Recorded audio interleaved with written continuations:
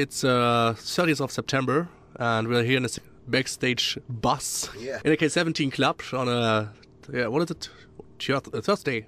September the 13th, yeah. Right? Yeah. And my name is Kalle from Kalle Rock D, and I'm sitting here with a legendary voice in the metal. Your name is? James Rivera. I should have announced it differently. Rivera. James Rivera. From the band Helstar. Yeah, from the band Helstar, or is it Helstar? What is it right pronounce? Helstar. Helstar. Yeah, because you're writing your name with one L. Yeah. Yeah, I know, but it's only because we think that when we created the name, or when Larry created the name, I wasn't in the band, but it makes a better logo, and it's more even. So I think that's the only reason. So and it's to make it kind of unique. You know, it's supposed to mean Helstar, but we just took the one L out and it made it all even now. Yeah, okay. So, first of all, I want to talk with you about your music history. Do you remember what your first experience was with metal and rock music as you were a child?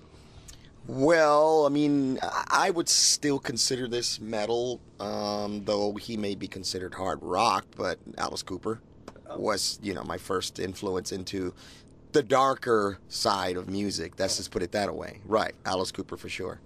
Was it by the parents or by your brother or sister or something like that? It was just by me. I mean, I was raised on the Beatles, but I think I stumbled across him somewhere when I was like 12 or 13, and I think I don't remember how I got introduced to Alice Cooper, but it was somebody in one of my classrooms that was a big Alice Cooper fan, and I decided to start figuring out what this was, and I liked it, so... Okay, so that was your first band you ever heard about. Do you remember your first band you ever played in? Yeah, my very first band I played in was called Death Wish. That's when I started singing, and we just did like backyard parties and that kind of thing. Do you play an instrument? I just play a little bit of piano. I mean, just to write melodies, but I'm not like I don't never do it on stage. I mean, I just poke around on it. It helps me find certain melodies, and sometimes I'll just mess around with something, and I'll go, oh, that's a cool melody.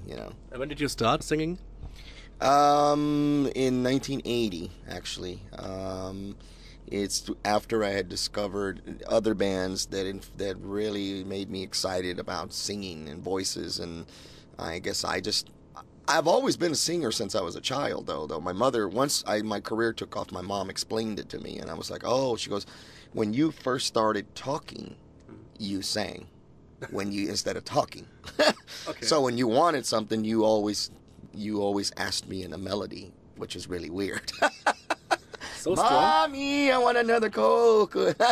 So really strong? Yeah, so it's pretty weird, I guess, Mommy, I don't want to go to school. I never heard about it when people started like singing like this. That's fantastic. She goes, when I first started talking, that everything I talked was melodies. Okay. So, we do the interview right now in melodies. Just you. No, I'm just kidding.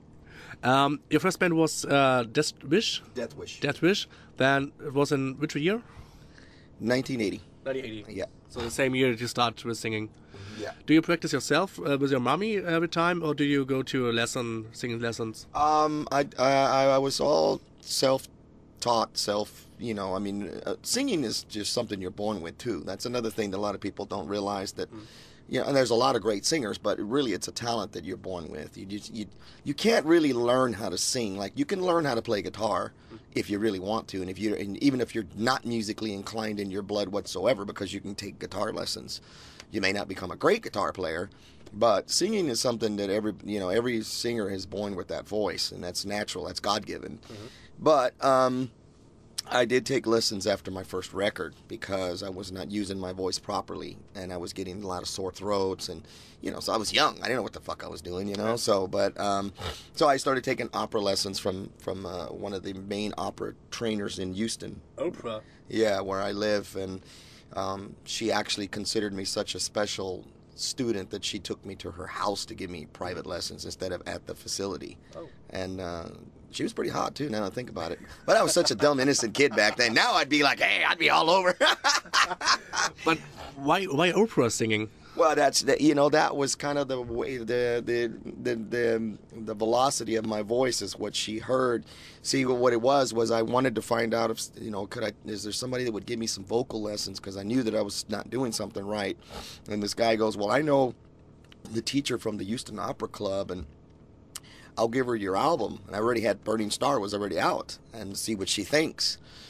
And then, because a couple of days later, she called my house and said that who I was and blah, blah, blah. And yeah, Gabriel gave me your album, and I listened to your voice and I studied it.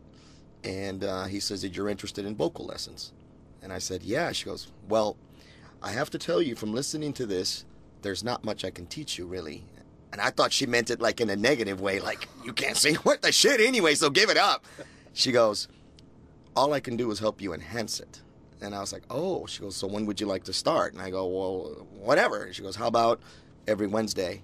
And we'll go take it step by step, and this is what I charge, blah, blah, blah.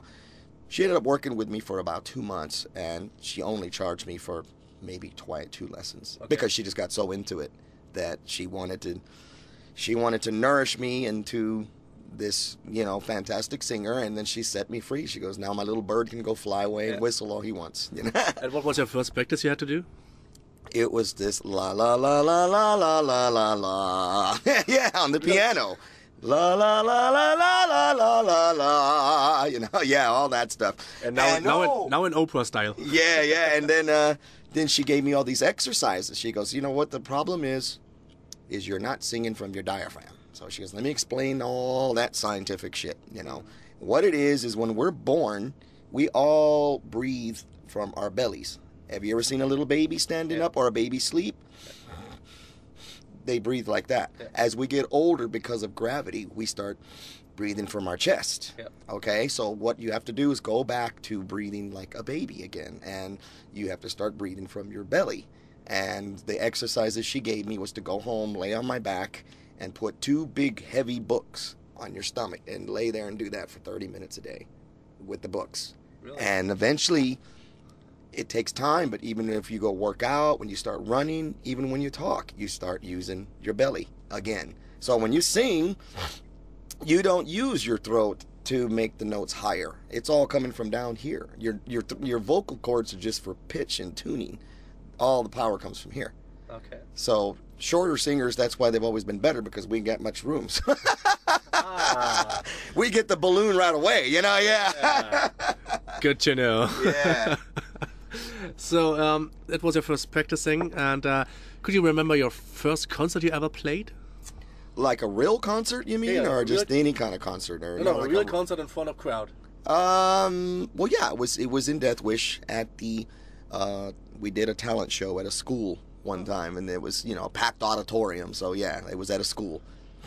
And school gigs were very big for garage bands back in our day, because that was where you play talent shows or backyard parties and all that stuff. So, but it was at a school, yes. In the USA, it's really important to play in a talent show in school, really. Yeah, and it's Battle of the Bands or some, yeah. How big was your school?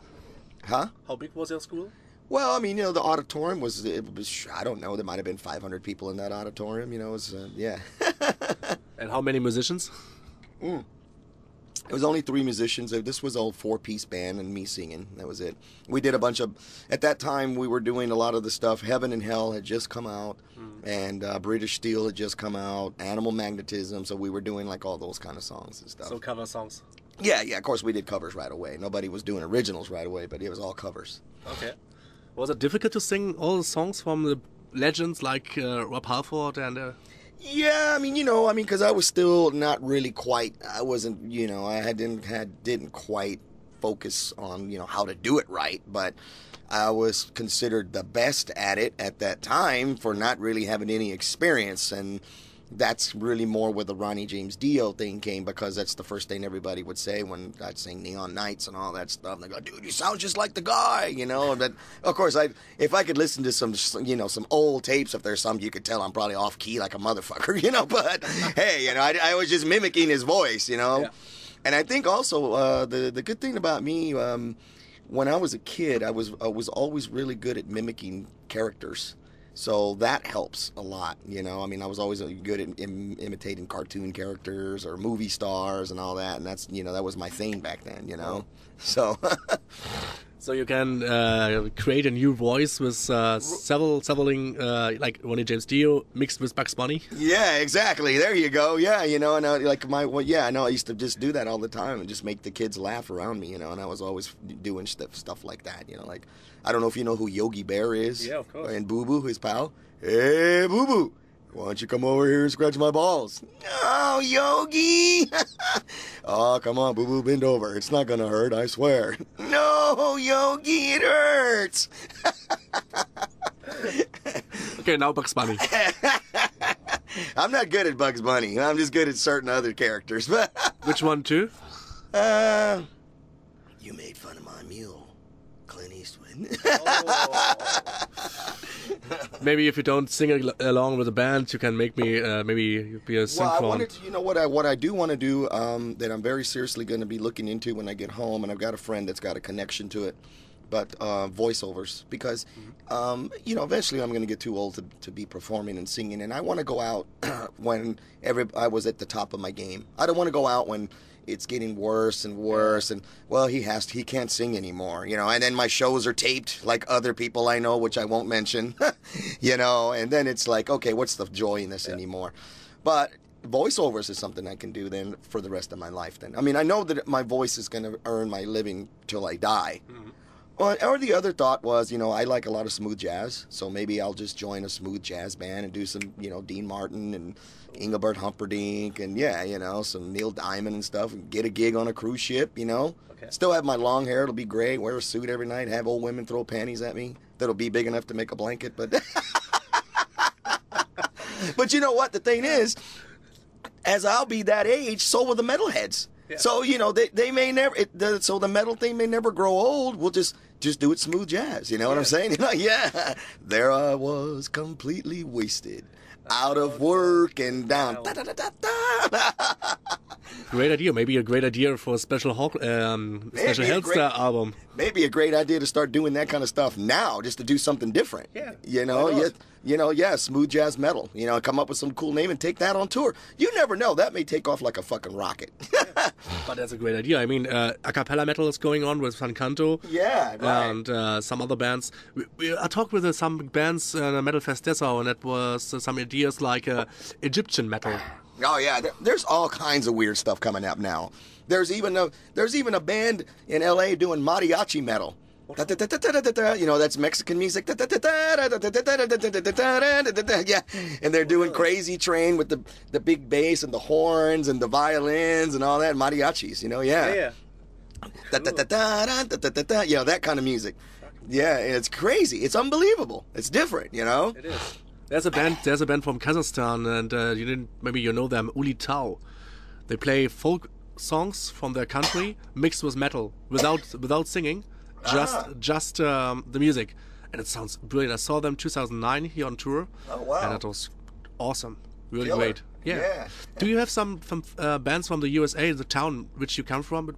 What was it? Houston. You come from Houston, okay. Yeah. Do you have some metal bands from Houston which you prefer? Would you say, hey guys from Germany, listen to this band, this metal or rock band? You know, I used to a couple of years back, but there's not really anybody I can think of. I mean, and I know that sounds mean, but there's not really, you know, because the problem with bands in America is that 1 minute they're one way, and then when the next trend comes in, then they're that way. You know, it's like 1 minute everybody had long hair and wore black straight jeans and black T-shirts and was into metal. Then the next thing you know, they all had goatees and they all looked like they didn't take a bath and they're wearing long army shorts because it was the 90s and it was Pantera. And then the power metal hits again and then they want to go back to that, but now they're too old to grow their hair out and they got bald spots. when they should have just kept it to begin with, you know. But as far as a really, really good, strong metal band that I would say, well, I would say there's one band that, yeah, Winter's In, which they play covers mainly, but they're really good at what they do, and they are very good at playing a lot of the classic metal stuff the way it should be played. And then, you know, of course, they don't have the look because they're all office guys and stuff in the day, but great musicians. And they actually are in one of my tribute bands, so yeah. So, because I do the tribute band stuff too as well on the side. So so you don't have any other bands, you know, from Houston. So what about other other towns and countries in the USA? Oh, well, of course, I would recommend my babies, Metal Steel from Slovenia, that are on my European chapter of Sabbath Judas Sabbath. Great musicians, young, talented, you know, just off the hook. And what kind of metal? We do a Black Sabbath Judas Priest cover. Oh, okay. It's called James Rivera's Sabbath Judas Sabbath. I have 7 total, 6 in America and 1 here in Europe, and I'm starting more in Europe now. And I've been doing shows for the last 3 years in Europe with this band. As a matter of fact, when the Helstar tour ends, they go home, but I stay in Europe till October 1st because I've got 2 shows in Italy the next weekend, and then I have 3 shows in Spain the last weekend, and then I fly home from Barcelona. I'm actually co-headlining a show with Candlemass, and that night I'm only doing James Rivera's tribute to Black Sabbath, the Ronnie James Dio years. So we're doing nothing but that. So, okay. What is the favorite song of this show, or for Ronnie James Dio? Ooh, that's a hard one, but I would have to say that it's got to be Heaven and Hell for sure. Legendary song. Yeah, and everybody sings it. I don't even have to sing anymore. I can do shots of Jaeger at the bar. Great melody. Let's come back a little bit to Houston. How many clubs, metal clubs and bars are in Houston?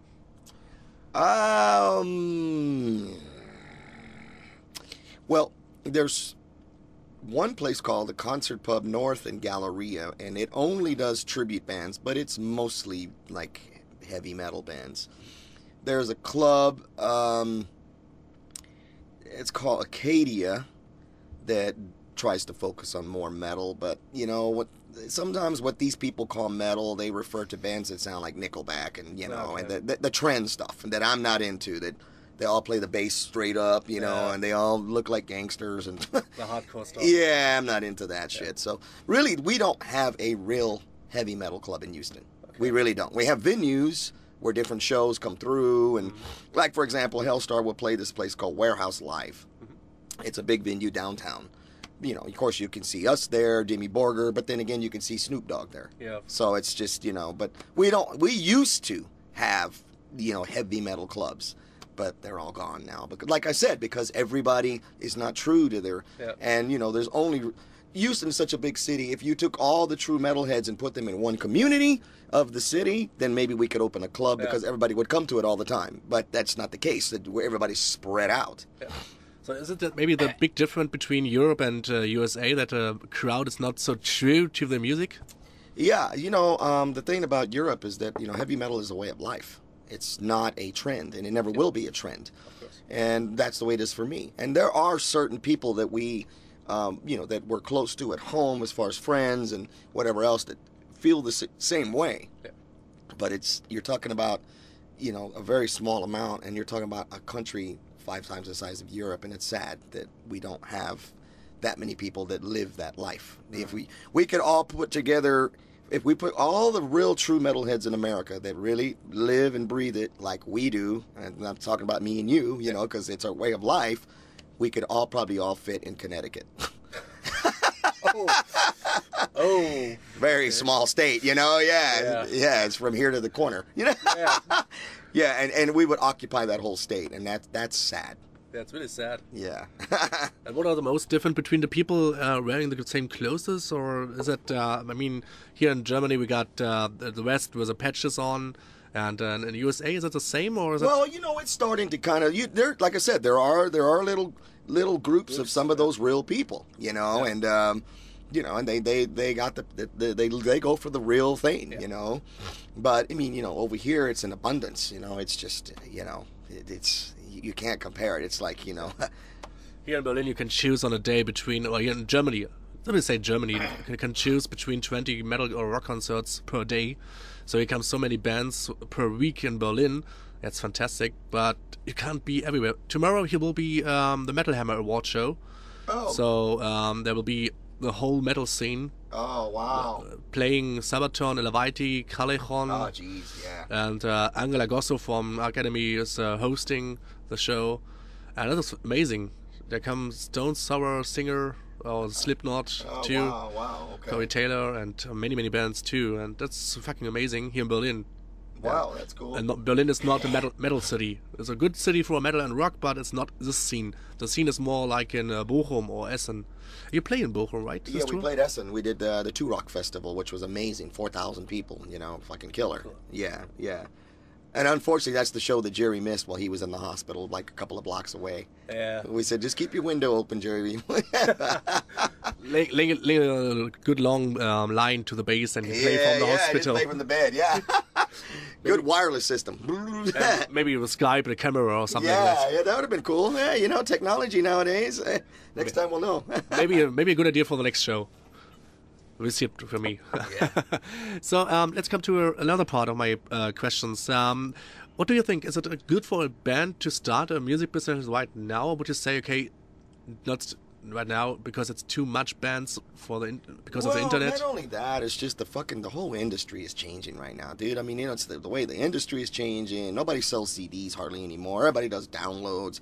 The economy's all fucked up. So, I mean, right now would be a bad time to really think, oh, I'm going to be a rock star one day. Yeah. I mean, look, I did it when the time was right, and look how long it's taken me to get to this point. Yeah. So, I mean, that's the other thing is that what annoys me is about bands, especially at home, they do one show with you, and they think they're on their way to something, and then the next time they're like, well, next time we play, we want to use our own stuff, and we want the whole stage, and I'm like, and how many albums do you have? Nothing. How many tours have you done? No. Nothing. Who knows you outside of your neighborhood or besides your wife? Nobody. Yeah. Shut the fuck up, all right? You're an opening band, and that's what you're always going to be, all right? And that's what kills it over there is that they and then it's just like, and I can't stand that, I'm just like, I've been in the business 30 fucking years, and I'm probably one of the nicest guys that has done a lot of shit, and I've got shit to prove it. But you know what? I'm not here, and I never will be. And I know that already. That's fine. I can accept that, this is where the momentum is and doesn't get any bigger than this. Well, then so what? But my whole thing is, what am I supposed to do now? Yep. Go back to college and be a doctor and get a real career? Then I'll be so old I can't even find where does it hurt? No, it's okay. I'll die with the microphone in my hand.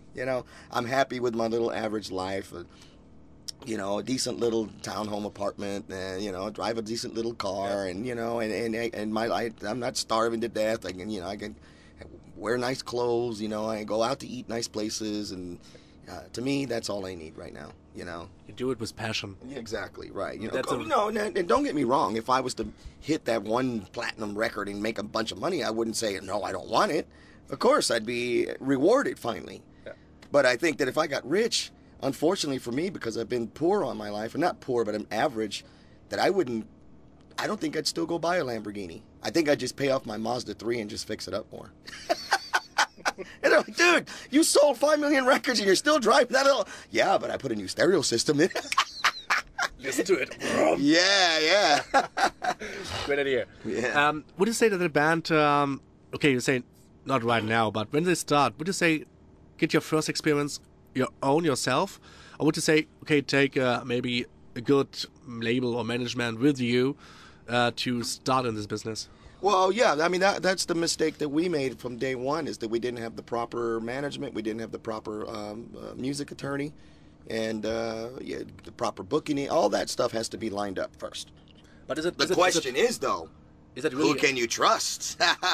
But is it really a mistake? Because when you got it, the first experience yourself, and you all those things, that's you why learn it. I manage the band now. Because I don't trust anybody. I mean, it's just, if something's gonna fuck up, at least I can blame myself instead of blaming somebody else. Because and this is the first time that we've really gone full on with a real agency outside of my hands. Mm-hmm. Now, I mean, I worked along with her every day still. Annette works with me very well together.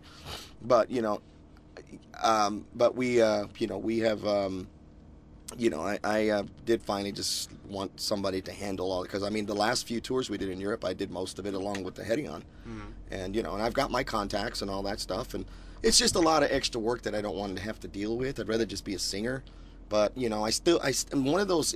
It's like I can't let go of that baby. It's like, you know, I still need to hold on to some of it. You know what I mean? Because I don't want it to just.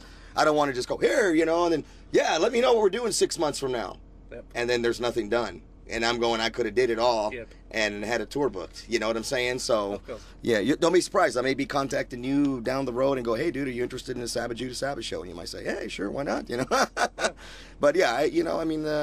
At home, I handle everything because there's no agency that's really interested in a band like us. You know, I mean, there are some, but they're all crooks, and I don't want to even deal with it. You know, it's not worth it. It's not worth the 20%. Yeah. You know, and that's what they charge, 20%. You know. Yeah. So you have to go on stage in a few minutes. So let's come to the end. You can create your all-time favorite band. So you can choose 6 members maximum. They can be alive or dead, and you create your own favorite metal band or rock band, or like a singer from the opera. I don't know. Jeez, you know what? I tell you what I would love to do. Honest to God, I would love to be. See, how many members were in the Rat Pack? 1, 2, 3, 4, 5, 6. I'd like to be the 7th member in the Rat Pack.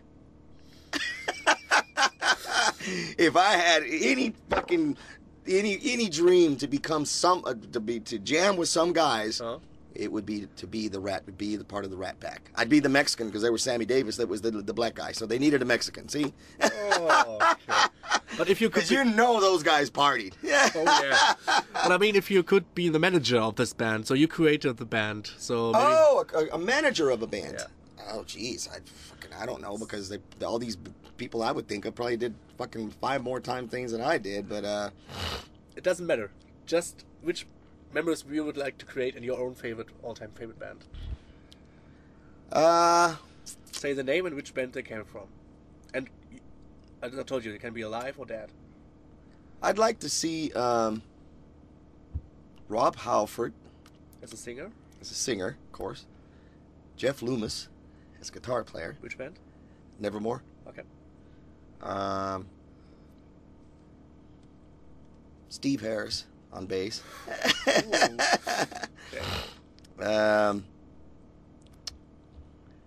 And on drums, let me think about that one. He's dead, Kazi Powell. Which band? Rainbow. Oh, okay. So we got 4. Yeah. That's enough. That's enough. Yeah. Okay. What kind of music they will play? Metal. Okay. And now you can create a song name and a music video story. A name and a music video story? Yeah. You create a name of a title of a song, and you create to this song a music video story. Or first of all, a name of the band.